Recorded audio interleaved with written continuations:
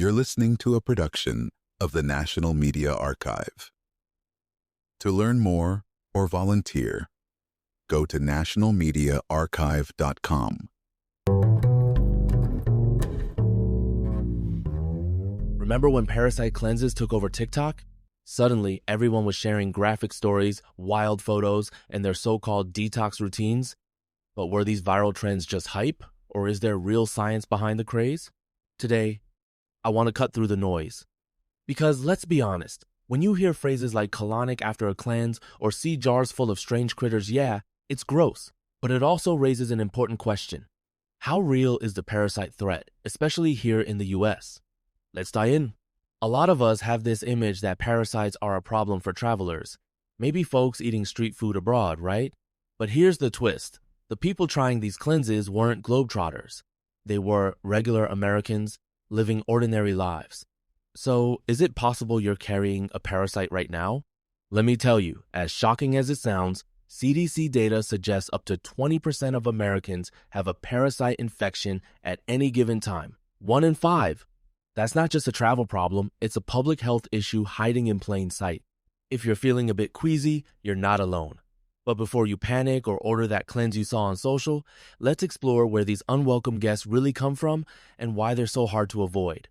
So, is this all just internet hysteria, or are you genuinely at risk? Let's break it down together. You might be thinking, wait, if I'm not traveling or eating raw fish, how do I end up with a parasite? Great question. The technical terms here are fecal-oral transmission and zoonotic exposure. But in plain English, parasites are sneaky. They hitch a ride on undercooked meat, unwashed produce, even tap water. Have you ever eaten a salad you didn't rinse yourself? Shared food? Walked barefoot? All potential risks. And get this, airports are a hotbed for parasite spread, thanks to global travelers mingling in tight spaces. Even that quick bathroom stop, you know the one can be a risk. It's not about being dirty, it's about exposure. Let me paint a picture. Imagine kissing someone who just got back from a trip or sharing a snack at a picnic. Boom, protozoa like Giardia or helminths like hookworm may be introduced. These are microscopic hitchhikers. Invisible, but persistent. And here's a wild fact. Some parasites like Toxoplasma gondii can be picked up by simply changing cat litter. No travel required. So next time you think, not me, I'm careful, remember parasites don't need an invitation. Everyday life provides plenty of doorways for them. Now, let's zoom in literally. What happens once these organisms get inside us? The two main technical terms here are intestinal colonization and nutrient leaching. Basically, parasites like hookworms latch onto your gut lining and siphon off nutrients you need. Think of them as tiny vampires draining your iron and proteins. At first, you might not feel anything. That's the setup, a silent stowaway. But as they multiply, the conflict escalates. They can cause anemia, fatigue, even brain fog. Why? Because your body is being robbed cell by cell. I once spoke to a patient who just couldn't shake her exhaustion. Doctors chalked it up to stress. Turns out, a stool test revealed a whipworm infection. After treatment, her energy bounced back. Coincidence? Unlikely. Now, you might wonder, isn't my immune system supposed to stop this? In theory, yes, but modern lifestyles have weakened our defenses. More on that soon. So, if you're battling bizarre symptoms with no clear cause, parasites might be lurking in the shadows. Not to scare you, but to empower you with knowledge. Here's a curveball. Did you know some parasites can hijack your mind? The technical terms here are neuroinvasion and behavioral manipulation. Sounds like science fiction, but it's real.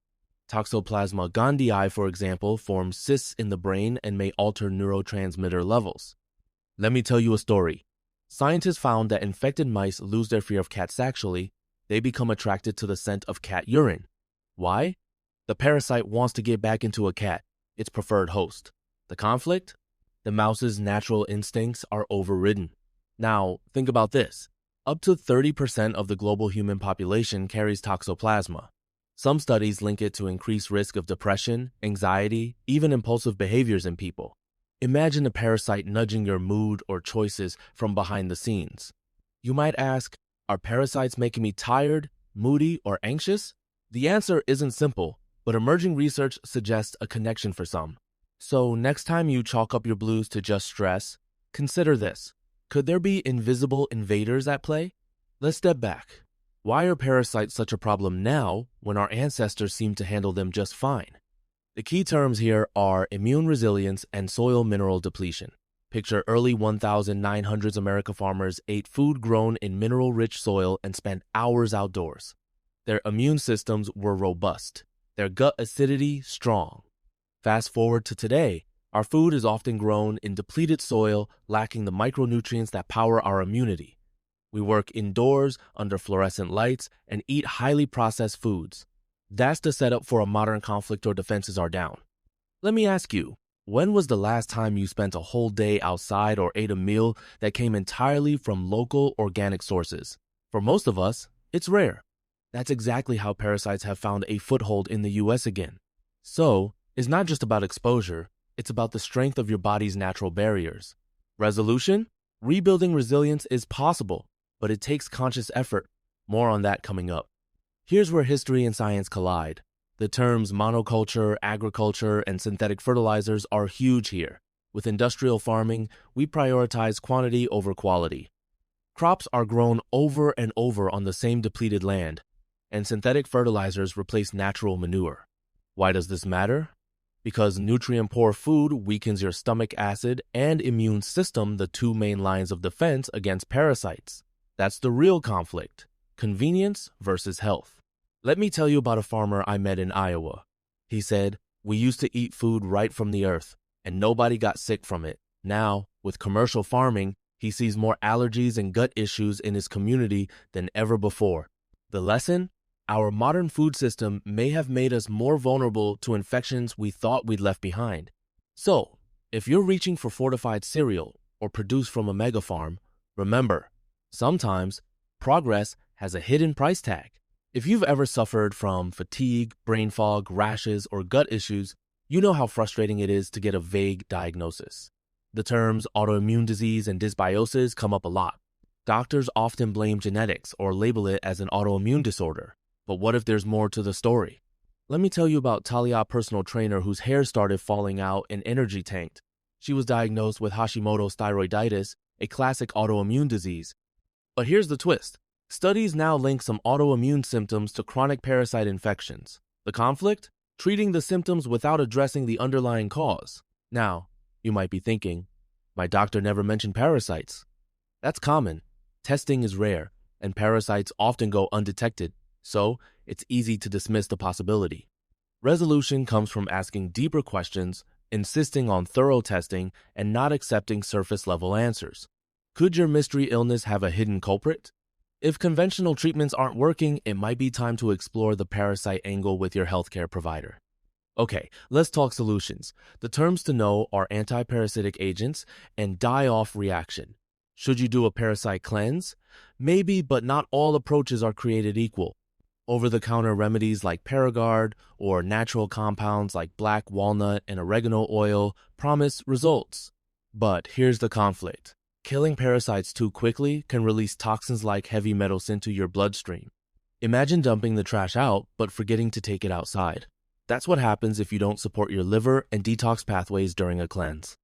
I know people who tried a cleanse and felt sicker than before. Why? They skipped essential steps like binding agents think activated charcoal, which help absorb released toxins.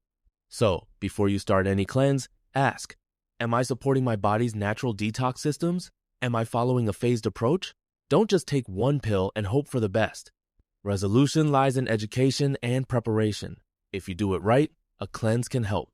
If you rush, you might end up worse off. Let's get practical. The terms microbiome, fortification, and nutrient density are your friends here. Before you even think about cleansing, focus on making your body inhospitable to parasites. That means eating organic, pesticide-free foods, boosting gut health with probiotics, and supporting liver function with herbs like milk thistle or tutka. Now, you might be thinking, isn't this just basic health advice? Yes, but with a twist. Parasites thrive where your defenses are weak.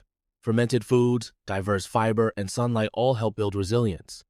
I recommend minimizing iron-fortified foods during a cleanse because parasites love iron. And consider unique supplements like colostrum, which contains immunoglobulins. Think of them as microscopic bodyguards for your gut. Environmental toxins like EMF exposure can also play a role in chronic inflammation, which weakens your immune response. Something as simple as spending more time outdoors or unplugging at night can make a difference. So, resilience isn't just about what you avoid, it's about what you actively build into your lifestyle. Now it's decision time. Should you reach for herbal remedies or pharmaceuticals? The technical terms here are broad-spectrum antiparasitics and herbal bioactives. Drugs like ivermectin have saved countless lives, yet remain controversial. Meanwhile, herbs like black walnut and oregano oil are staples in natural medicine cabinets. Let me tell you, it's not a one-size-fits-all answer. Pharmaceuticals can act fast, but may cause strong die-off reactions. Herbal approaches are slower but gentler. Some cultures do biannual cleanses as a routine, blending both approaches for best results. Now, you might ask, what's safest for me? My advice: consult a provider familiar with both conventional and functional medicine. And always remember to support detox, pathways liver, kidneys, and gut no matter which route you choose. Also, use binding agents like zeolite or activated charcoal to mop up released toxins. Otherwise, you risk recirculating them in your system. Resolution, informed, phased, and supported cleansing gives you the best shot at lasting health. Finally, let's talk about the future. The terms prophylactic measures and immune modulation matter here. The best parasite defense isn't a one-time cleanse, it's an ongoing lifestyle. Wash produce thoroughly, cook meats well, and avoid barefoot exposure in high-risk areas. Build up your microbiome with diverse, whole foods and minimize regular exposure to processed, fortified grains. Sunlight, movement, and stress management all contribute to a strong immune system, your body's natural parasite repellent. Let me leave you with this. Parasites have been with us for millennia, but we don't have to be their victims. By understanding their tactics and boosting our resilience, we can tip the scales in our favor.